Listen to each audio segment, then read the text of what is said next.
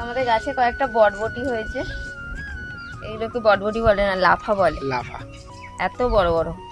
তুলে নেব, তুলে তরকারিতে দিয়ে দেবো। এটা ঝিঙে বাটা করব।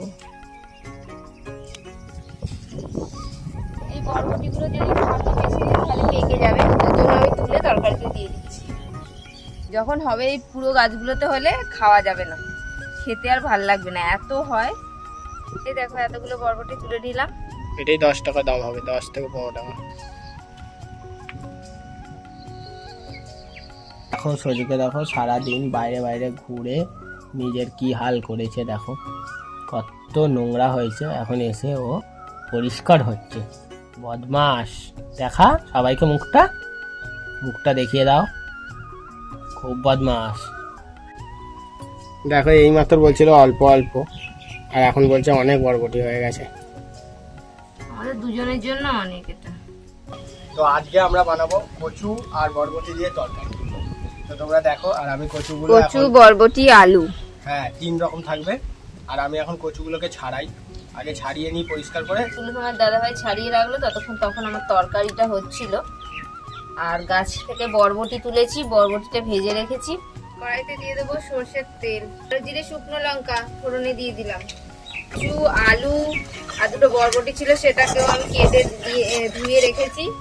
এবার এটা এর মধ্যে দিয়ে দেবো।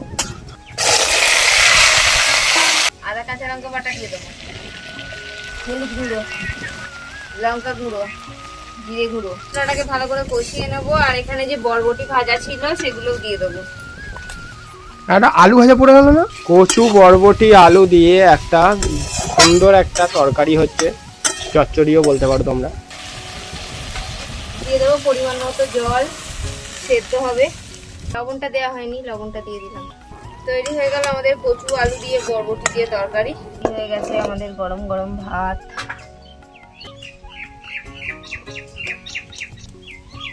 ঝিঙে দিয়ে বড়া দিয়ে ঝোল হয়েছে, যেটা একটা বড় ঝিঙে দিই।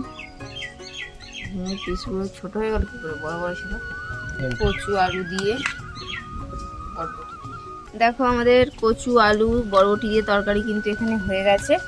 আর ওদিকে কিন্তু তোমাদের দাদা ভাইও খেতে বসে পড়েছে। কচু, আলু আর বরবটি, কচুগুলো কি নরম হয়েছে গো, হেবি সুন্দর। বাহ, এরকম গরম গরম ভাতের সঙ্গে একদম গাছের টাটকা বরবটির তরকারি। আজকের মতো বন্ধুদের এখানেই টাটা করে দিচ্ছি।